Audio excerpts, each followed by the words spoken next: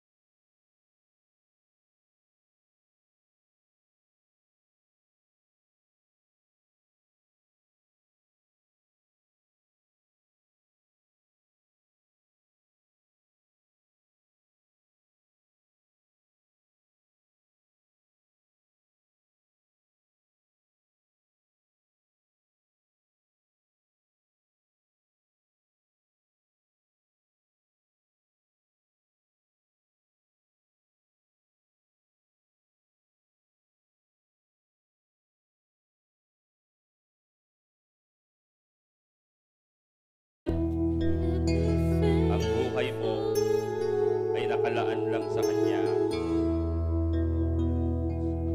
at Siya lang makakapagbigay ng kakontentuhan, Siya lang makakapagpuno.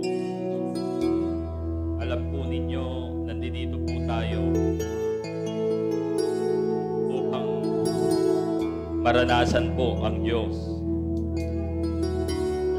Ang sabi po ng Panginoon sa Kanyang salita, kung maaari pong paki-flash sa ating screen, sa Psalms chapter 63, Psalms chapter 63, at i-declare po natin verse 1, verse 2, hanggang verse 3, at verse 4. Sige po, tingin po lahat sa screen habang nasa presensya po tayo ng Panginoon, at gusto ko lang pong ibahagi ito saglit habang patuloy po tayong sumasamba sa Panginoon. Kung may English translation, Kuya Paski, pwede rin.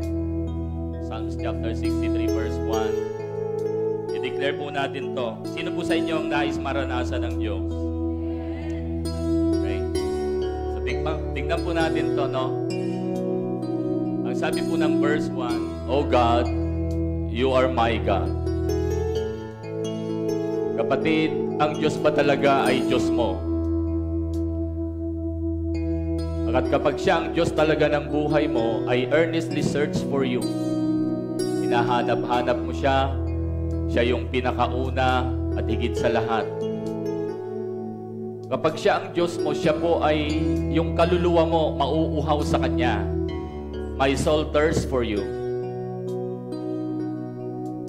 Kapag Siya ang Diyos mo, yung katawan mo, hahanap-hanapin mo Siya. Hindi po yung mga bagay o material na bagay. My whole body longs for you in this parched and weary land where there is no water. Sa verse 2, I have seen you in your sanctuary. Ito po sa panahong ito, mga kapatid, ito po yung pinaka-sanctuary natin, worship center po natin. So, ikaw ay nandito at ako, ang purpose ay ano?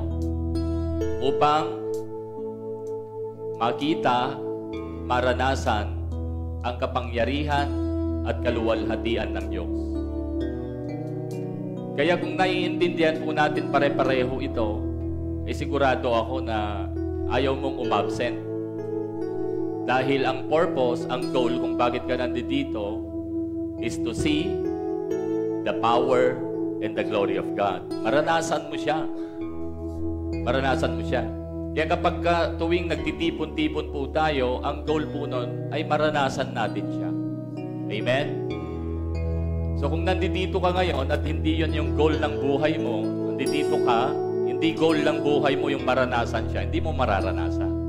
Parang nandito ka lang, na ang ginagawa mo, parang mindset, nag-church ka lang. Amen? So, sinong naniniwala sa inyo na ang Diyos gusto niya maranasan mo siya ngayon? Siya na po nagsabi niya, I have seen you in your sanctuary to see, ibang translation, and gaze upon your power, to see your power in your glory. Amen? So next verse, your unfailing love is better to me than life itself.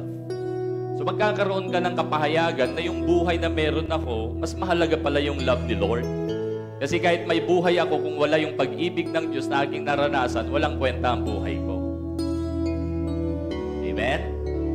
So, nagkaroon. So, dito sa church, abang nararanasan mo yung presensya ng Diyos, mas lalo niyang pinapaunawa, anak, mas mahalaga yung love ko kaysa sa buhay mo. So, ngayon, yung gagawin mo, isosurrender mo yung buhay mo, kukunin mo yung love ni Lord. Amen? Tatanggapin mo yung love ni Lord kasi yun lang yung paraan ng Diyos upang ikaw ay magkaroon talaga ng ganap na buhay, matagumpay na buhay at panghabang buhay. And tignan nyo po, kapag mayroon ka ng revelation na ganon, mas mahal mo na si God, mas mahal mo na yung pag-ibig ng Diyos, anong sabi po dyan? Pupurihin mo na siya. Hindi na sa'yo, hindi na burden, hindi na hirap, hindi na yung parang yung oras mo, pag pumunta ka dito, hindi mo na sasabihin, ay sayang yung oras ko pag Sunday. Hindi na. Ang gagawin mo, mas mahalaga na yung pag-praise o pag-worship kay Lord. No? Your unfailing love is better to me than life itself. How I praise you. And then verse 4, last verse, tignan po natin. Ang gagawin mo na kapag ganyan, may encounter ka kay Lord lagi, nararanasan mo si Lord, I will honor you as long as I live. Amen? Meron ka ng covenant, meron ka ng desire, meron ka ng passion, na habang ikaw ay nabubuhay, papahalagaan mo ang pagsamba sa Diyos, pagpupuri sa Diyos. And then, lifting up my hands to you in prayer. Kaya dito po, nagtataas tayo ng kamay. Amen? Nagtataas tayo ng kamay. So gusto niyo pong maranasan ng Panginoon, dapat may thirst, may longing, open yung puso po natin. Amen? At naniniwala po ako, no, magpaparanas po si Lord. So again po, buksan mo yung puso mo. Kung mayroon kang alalahanin ngayon, mayroon kang iniisip ngayon, kapag andyan po yan, hindi mo mararanasan ng Diyos. Kapag may mga depression, may mga stress, hindi mo mararanasan ng Panginoon hanggang di mo isinusuko ang lahat. Kasi mas mangingibabaw yung nararanasan mo. Pero kapag sinurrender mo lahat kay Lord, pag sinuko mo lahat kay Lord, nag-focus ka kay God, dadaloy ang presensya ng Diyos at makakaranas ka ng kanyang kapangyarihan, sabi po doon, at ng kanyang kaluwalhatian. Hallelujah. Let's worship the Lord. Buksan ang puso.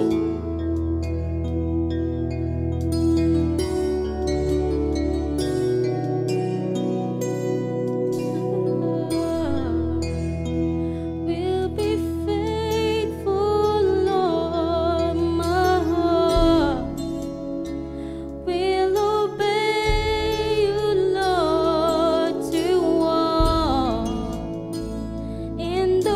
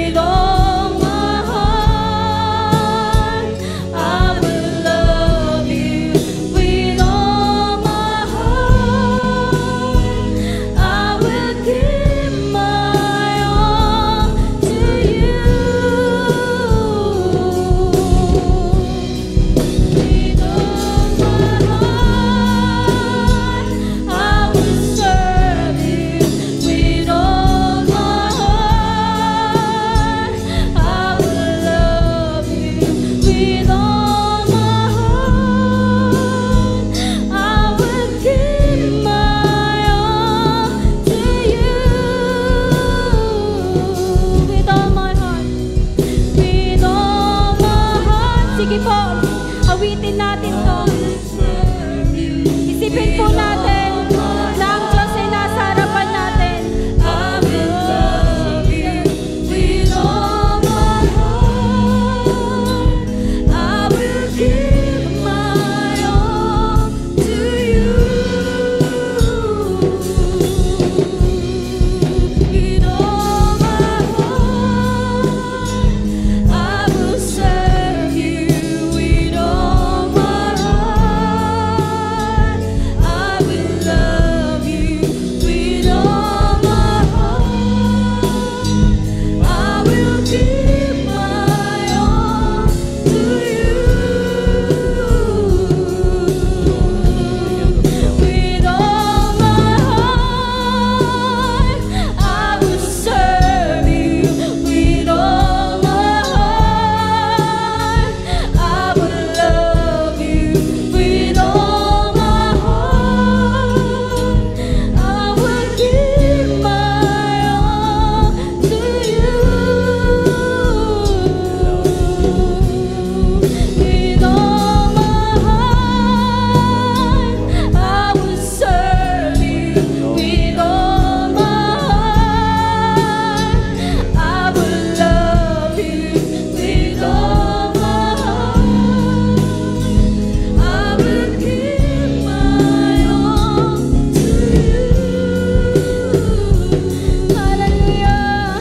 With all my heart, I will serve you. With all my heart, Come I on. will love you. Yes, ang puso mo para lang kay Lord.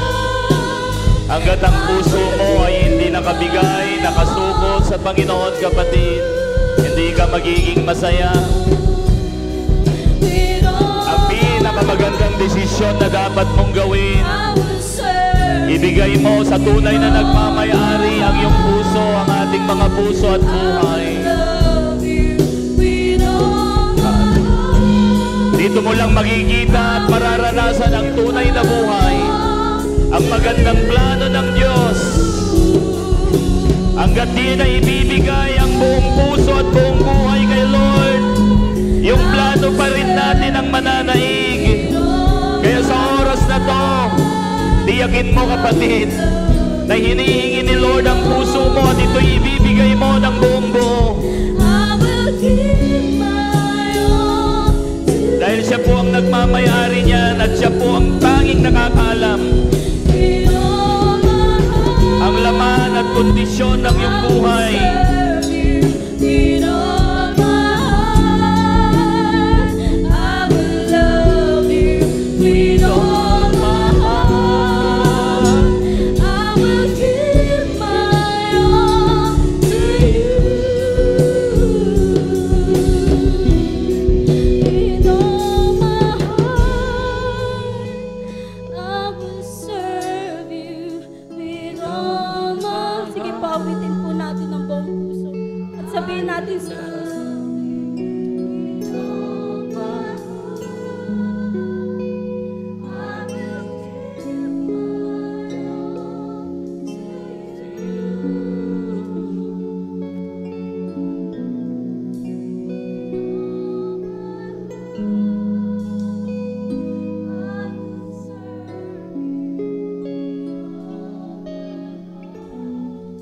I will love you with all my heart. I will give my all to you. Sa ganyang paraan, dyan lang makakadaloy ang Holy Spirit sa buhay mo, kapatid. I will serve you with all my heart. I will love you with all my heart. I will give my Kapag ang puso natin nakasuko sa Panginoon, na ibigay po natin sa Diyos, dadaluyan ito ng banal na Espiritu. Sasakupin, palalakasin, bibigyan ng panatag. with all my heart.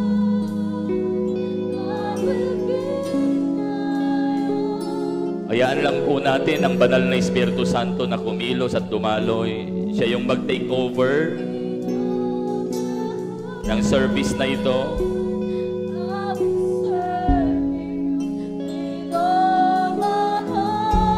Gawin lang po natin yung ating gampanin. To bless the Lord, to exalt His name. Mag-focus lang po tayo. And God, Holy Spirit will take over. Hindi po ito programa ng tao. Programa po ito ng Diyos. Kasi lahat po tayo pagmamayari po niya. Gagawin po niya yung gusto niyang gawin habang tayo'y sumasamba, mga kapatid.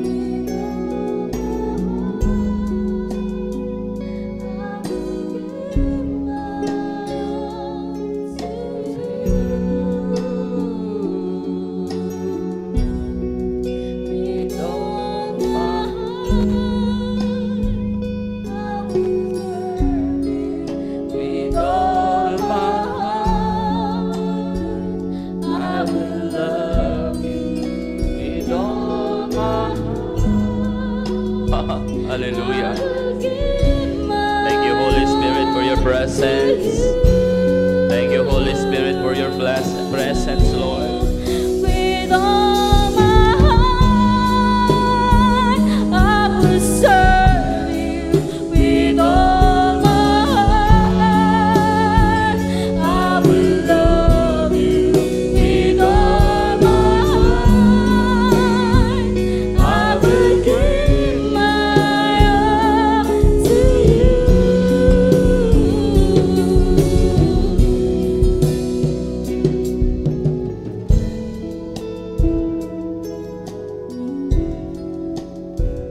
Nung Miyerkules po ng gabi,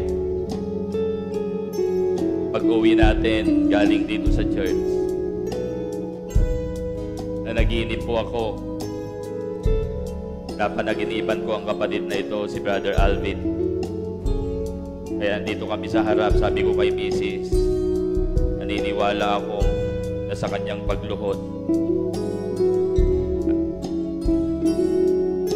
sa Panginoon at umiiyak, nararanasan niya ang presensya ng Panginoon. Sa aking panaginip, napakalaki ng pagbabago na nangyari sa buhay mo. Halos hindi ako makapaniwala. Hindi ko na i-elaborate yung panaginip na yon, pero kwento ko lang sa aking asawa. At ang buhay mo ay nakapagtataka. Nagtaka po ako ng sobra kung bakit nangyari sa iyo yon. And naniniwala ako na ang tanging ang Diyos lang ang makakagawas sa buhay mo. I believe na mayroong mas matinding breakthrough spiritual sa buhay mo. Mas matindi yung pagkaranas mo ng pag-ibig ng Panginoon, mai-inlove ka pa ng todong-todo. At magre-resulta ito ng malaking pagkamangha sa lahat ng mga taong nakakakilala sa iyo. At gagamitin ka ng Panginoon sa larangan ng pagpapahayag ng kanyang salita at kanyang pag-ibig. Maging ang iyong mahal na asawa ay nagulat, hindi makapaniwala sa nangyari sa iyo sa aking panaginip. Kaya naniniwala po ako na mayroong pagbabago at matinding mga bagong bagay na mararanasan mo, kapatid.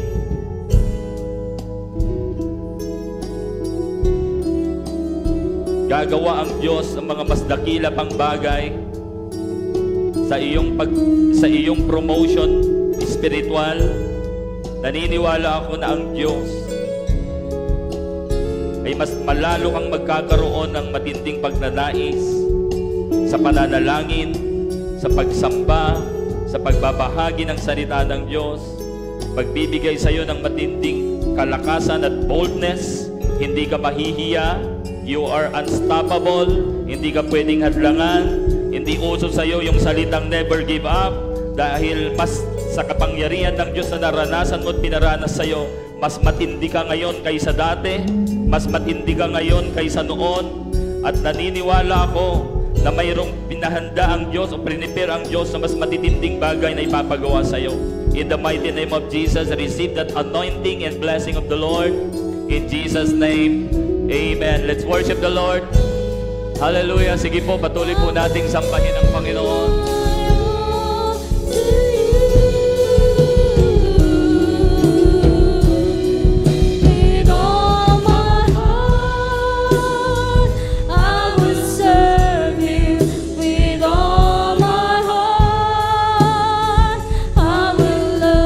Thank you, Lord. Holy Spirit, continue to flow. Continue to reveal, Lord.